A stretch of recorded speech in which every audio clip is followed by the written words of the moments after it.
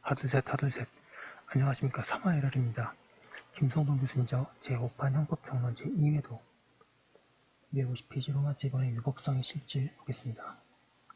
3화1월TV 질작 구독 추천을 부탁드리고 유튜브 구독을 권합니다. 로마제 이번 위법성의 실질. 앞에서 위법성의 의의를 봤는데 그럼 위법성의 실질이 이번엔 무엇일까 보는 거죠. 구성요건에 해당하는 행위에 대해 위법성을 평가하려면 위법성을 인정하는 근거가 되는 적극적인 요소가 미리 전제되어 있어서 그 요건의 충족 여부를 평가해 보아야 한다. 그러나 형법상 위법성의 적극적 요소를 밝히고 있는 규정이 없기 때문에 형법학에서는 오래전부터 위법성의 실질적 내용이 무엇인가 하는 물음에 대한 답을 찾기 위한 노력을 기울여왔다.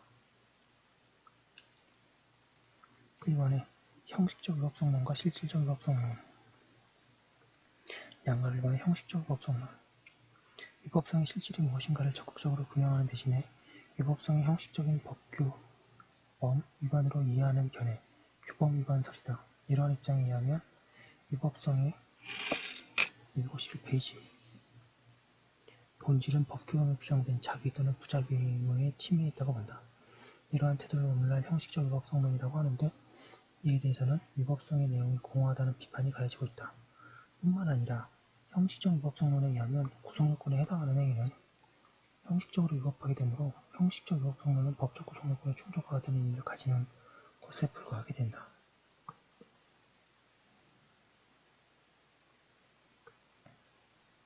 양가로 1번에 실질적 위법성론. 형식적 위법성론에 따르면 위법성은 형식적인 법규범의 존재를 전제로 하지 않으면 확정할 수 없게 된다.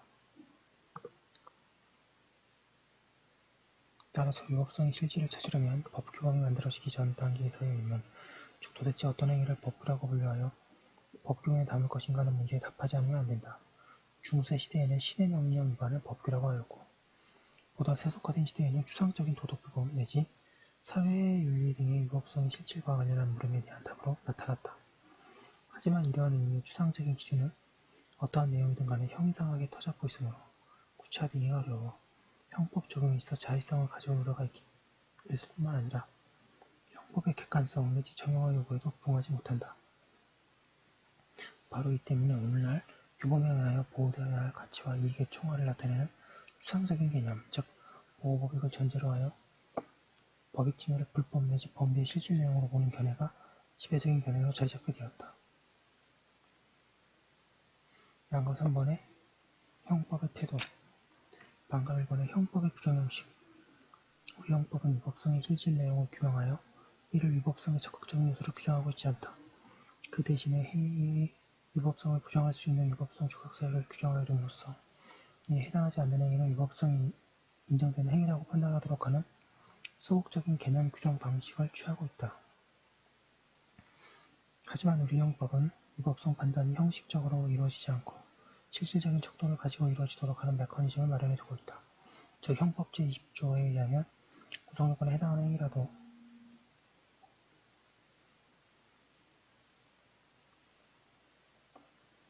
사회상규에 위배되지 않는다고 평가할 수 있는 경우에는 위법성이 조각된다. 이때 사회상규는 법질서 전체의 정신이나 그 배후에 놓여있는 사회윤리 내지 사회통념 내지 법익정신에 비추어 국가질서의 존중성에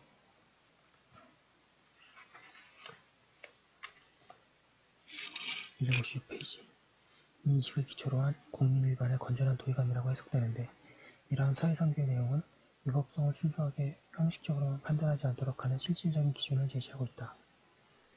이러한 의미에서 볼 때 우리 입법자는 무엇을 범죄로 볼 것인가라는 문제와 관련하여 법익을 침해하거나 침해할 위험이 있는 여러가지 행위 태양을 형식적인 구성요건에 담아 이를 범죄로 규정하였지만 행위자의 구체적인 행위를 실질적으로 평가하여 사회상규에 위배되지 않는 행위라고 평가되는 경우에는 구성요건에 해당하는 행위의 위법성이 부정된다는 이론 구성을 할 수 있도록 해두었다.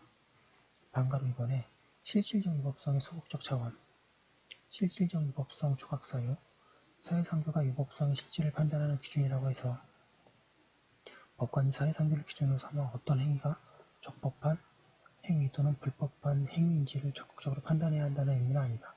형법은 어떠한 행위가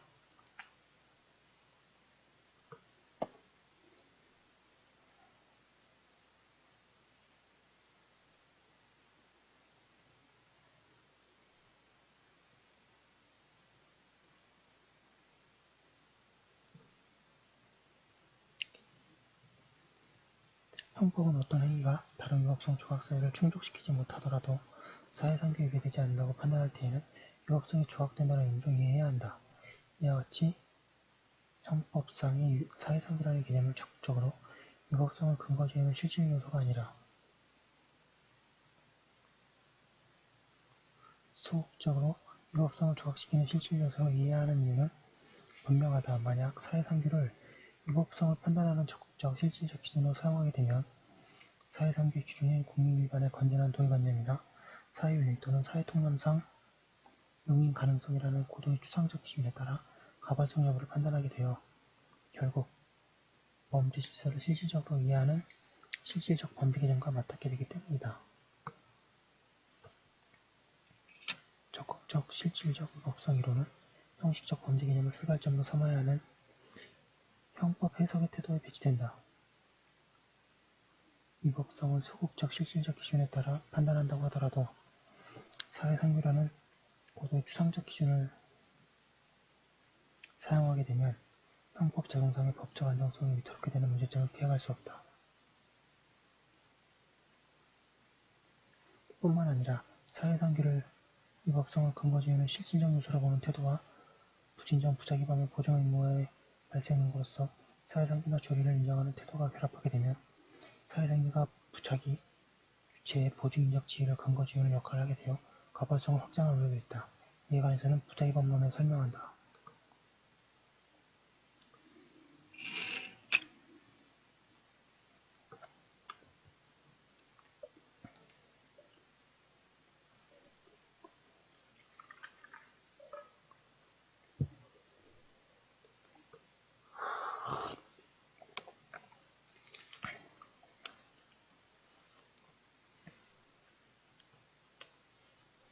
가벌적 위법성론 위법성을 실질적 혹은 정책적으로 평가함에 있어서 처벌할 가치 내지 침해된 법익의 중대성을 고려하는 위법성 이론을 가벌적 위법성 이론이라고 한다. 이 견해에 의하면 다른 법 영역에서의 불법과는 달리 형법상의 불법이 되려면 문제의 행위를 형벌로 대항할 필요가 있을 정도여야 하고 형벌로 대항할 필요가 없을 정도의 경미한 법익 침해가 있는 경우에는 실질적으로 위법성이 부정된다고 한다. 가벌적 위법성 이론은 형법의 겸목주의에 토대를 둔 일본의 학계와 실무에서 전개되어 온 이론이다. 우리나라에서는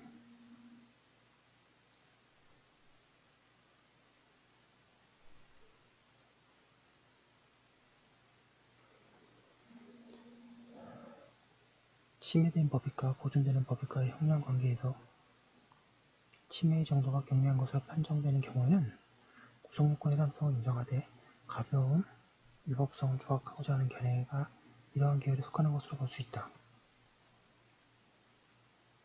잠시만요.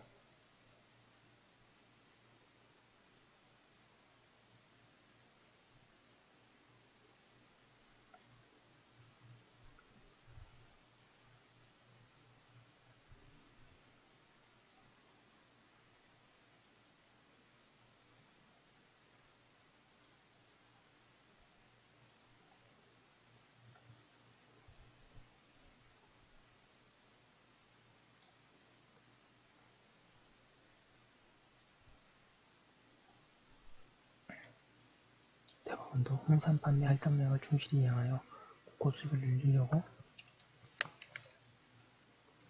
허위 공문서를 작성한 사안에 대해서 그 침해 정도가 경미하여 가벌적 위법성이 없다고 할 수 없다고 판시함으로써 가벌적 위법성 이론의 수용 가능성을 시사하고 있기는 하다.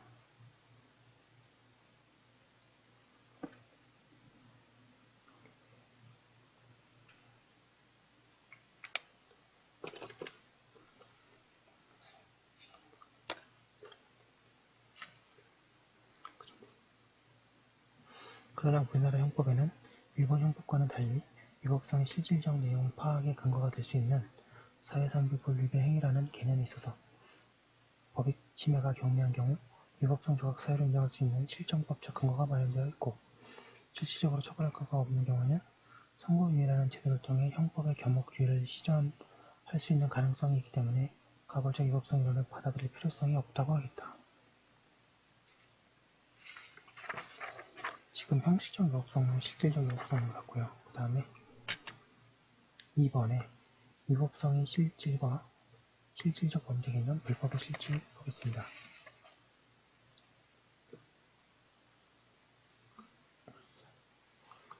이번에 위법성의 실질과 실질적 범죄 개념, 불법의 본질.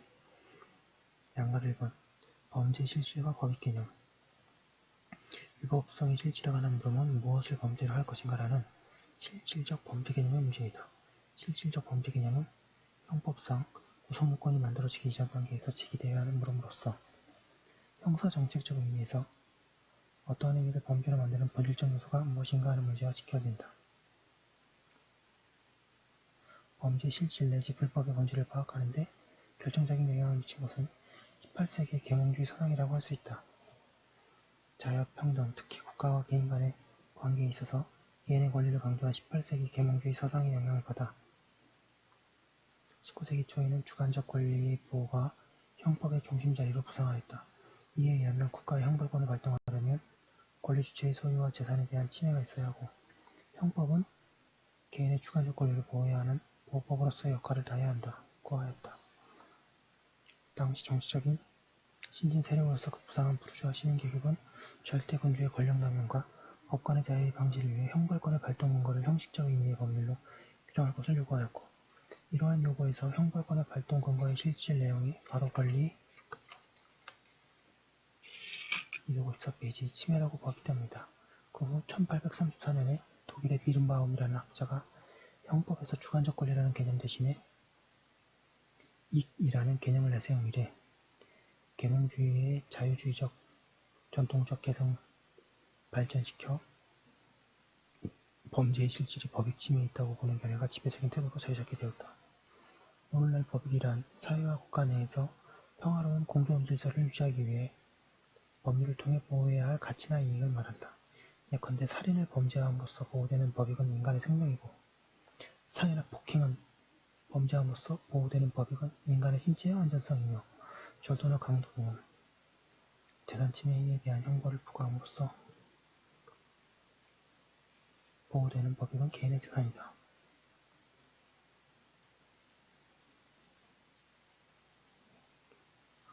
법익에는 개인 차원의 법익뿐만 아니라 공공의 위험에 대한 안전과 같은 사회적 차원의 법익도 있고 국가의 존립이나 기능 유지 혹은 국가의 사법 기능 등과 같은 국가적 차원의 법익도 있다.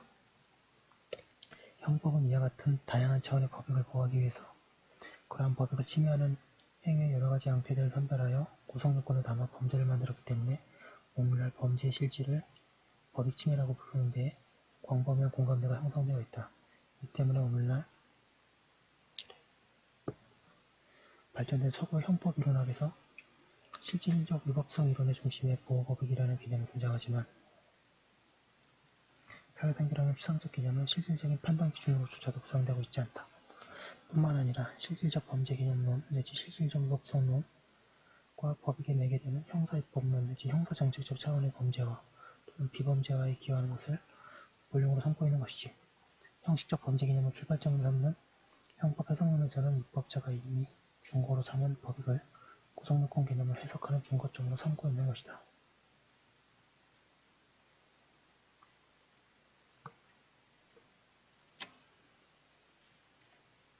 양가로 이번에 위법성의 실질과 불법의 본질 형법 이론학에서 구성요건에 해당하고 위법성이 조각되지 않는 행위를 불법이라고 할 때 어떤 요소를 불법의 본질적 요소로 볼 것인지에 대해서는 견해가 일치하지 않는다. 이와 관련하여 범죄의 객관적 측면, 결과방가치적 요소만이 불법의 본질적 요소라고 하는 입장을 결과불법론이라고 하고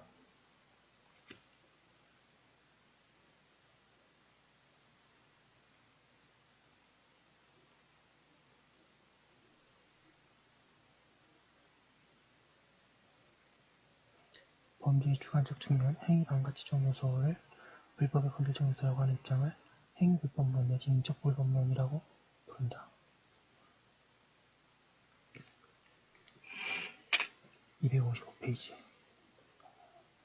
방가를 결과 불법론 범죄의 요소 가운데 외부적 객관적 요소는 불법으로, 내부적 주관적 요소는 책임으로 배치시키던 고전적 범죄 체계하에서 행위의 외부적 요소로서 객관적으로 평가될 수 있는 요소만 위법성 판단에서 고려된다.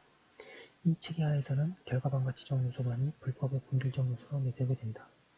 이에 따르면 불법은 결과가 발생하고 행위와 결과 간의 인과관계가 인정되기만 하면 행위자의 주관적 의도가 무엇이든지 구분함이 없이 그 자체로 불법 행위가 된다.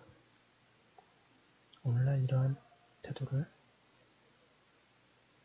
결과 불법 이론론 내지 인과적 불법론이라고 부른다. 방가로 이번에 인적 불법론 결과와 인과관계라는 외부적, 객관적 요소만을 가지고 불법의 근거지으로는 태도에서는 행위 주체인 행위자와 관련된 일체 요소는 불법의 내용 요소가 될 수 없다. 그러나 목적적 행위론의 등장과 더불어 행위의 내부적, 주관적 측면인 고의가 구성요건 요소로 인정됨에 따라 범죄의 내부적, 주관적 측면도 당연히 불법 요소가 인정되었다. 행위 주체인 행위자에 관련된 요소, 특히 행위자의 심리적 태도를 불법의 중심적 요소로 이해하는 전제에서 출발하는 태도를 오늘날 인적 불법론이라고 부른다. 인적 불법론은 오늘날 서로 다른 내용을 가진 두 주장으로 나뉜다.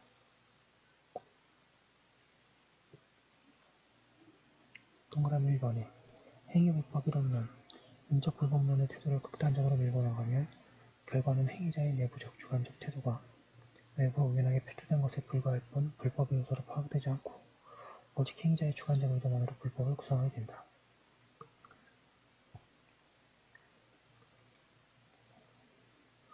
이러한 태도에 따르면 결과가 발생한 기수범의 불법과 결과가 발생하지 않은 미수범의 불법이 실질적으로 차이가 없게 된다. 다만 이 입장에서도 행위자의 주관적 태도가 서로 다른 고의범의 불법과 과실범의 불법은 실질적으로 차이가 있다고 한다.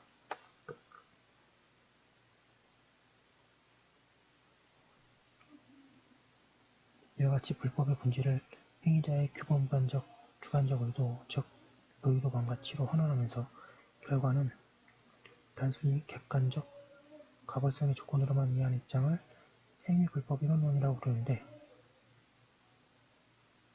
목적적 행위론의 극단적 부발을 형성한 독일의 일부 학자들만 이러한 견해를 따랐다.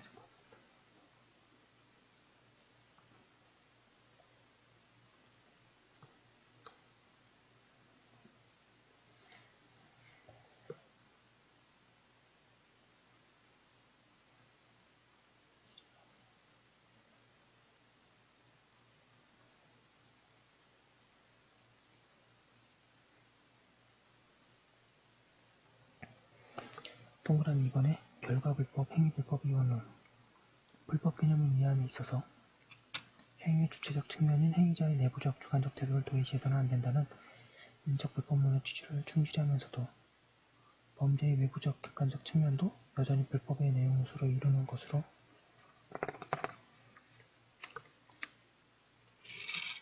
256페이지 파악하는 견해가 오늘날 광범위한 지지를 얻고 있다. 이에 따르면 불법의 본질은 행위반가 지정 요소와 결과반가 지정 요소의 결합에 있다고 하게 된다.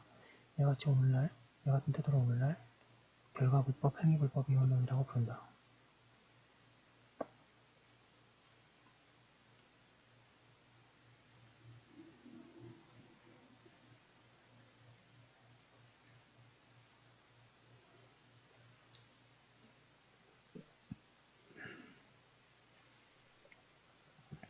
양가 3번에 이원적 불법론과 불법의 이원적 구조 동그라미 1번 두 가지 설명 방식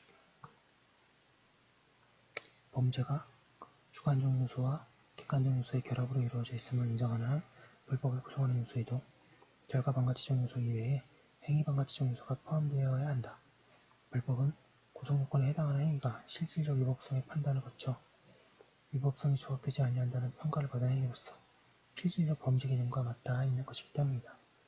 문제는 행위 반가치적 요소와 결과 반가치적 요소가 모두 불법의 구성 요소라고 하면서 이들 두 가지 요소가 불법의 구조 속에서 어떤 의미를 가지는가 하는 점이 있다.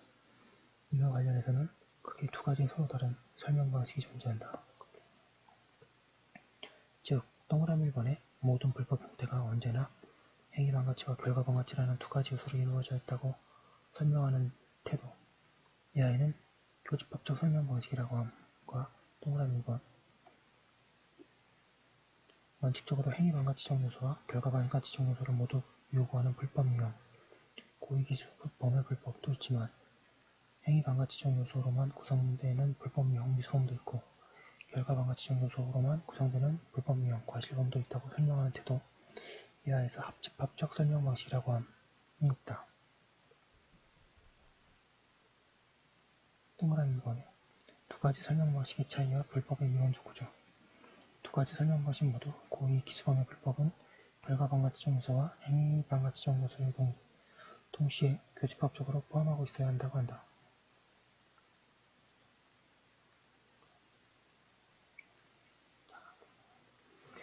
하지만 미수범과 과실범의 불법 구조에 관하여 두 가지 설명 방식이 서로 이견을 드러내고 있다. 교집합적 사고방식은 미수범의 경우나 과실범의 경우 모두 행위 반가치적 요소뿐만 아니라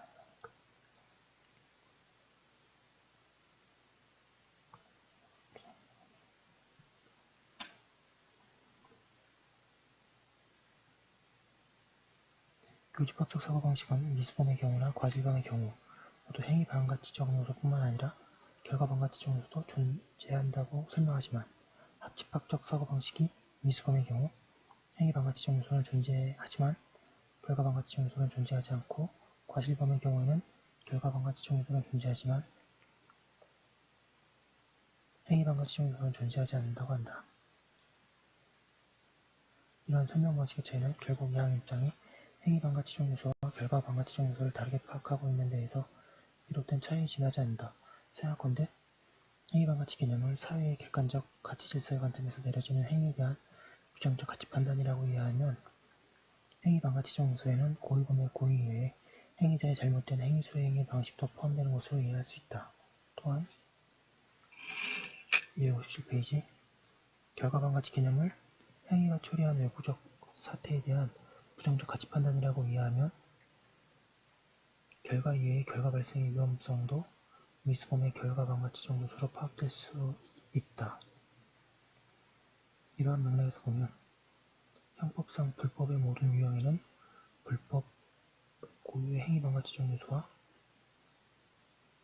결과 반가치적 요소를 가지고 있는 것이라고 설명하는 교집합적 설명 방식이 불법의 이원적 구조를 보다 합리적으로 설명하는 태도를 보인다고 하고 있습니다. 결과 반가치와 행위 반가치와 형법 해석상에 의해 결과 반가치 및 행위 반가치적 요소는 이미 형법의 구성요건의 각 요소로 투영되어 들어가 있는 것이기 때문에 구성요건의 해석론에서 해석 기준으로 등장시킬 필요가 없다. 하지만 행위에 대한 일반적이고 잠정적인 불법 판단인 구성요건 해당성 판단과는 달리 위법성 판단은 구체적이고 종국적인 불법 판단이므로 구성요건에 유형화되어 있는 행위 반가치적 요소와 결과 반가치적 요소의 충족 여부에 대한 최종적인 평가를 다시 수행할 필요가 있다. 하지만 모든 경우에 위법성 조각 사유에 관한 형법 규정의 해석과 관련하여 모든 경우에 행위 반가치 판단 및 결과 반가치 판단을 전면에 부각시켜 가발성 여부를 평가하기 위한 논증적으로 삼을 필요는 없다. 하지만 오늘날 형법 이론학에서는 두 가지 경우에 대해 행위 반가치 판단과 결과 반가치 판단을 별도로 할 필요가 있다. 하나는 위법성 조각 사유의 객관적 요소는 인정되지만 행위자에게 주관적 정당한 요소가 인정되지 않을 경우이고 다른 하나는 행위자에게 주관적 정당한 요소는 인정되지만 위법성 조각 사유의 객관적 요소가 충족되지 않을 경우이다. 이에 관해서는 해당되는 분야에서 다시 설명하기로 한다고 하고 있습니다. 지금 본 것은 위법성의 실질이 무엇이냐에 대해서 봤는데요. 결론은 이원적 결과 불법, 행위 불법 이원론에서 말하는 불법의 본질을 행위 반가치적 요소와 결과 반가치적 요소의 결합에 있다고 보고 있습니다. 예, 이대로 정리하시면 충분하고요. 예, 여기까지 하는 거 올려두고 잠깐 쉬었다가 다음 거 이어서 하도록 하겠습니다. 잠시만요.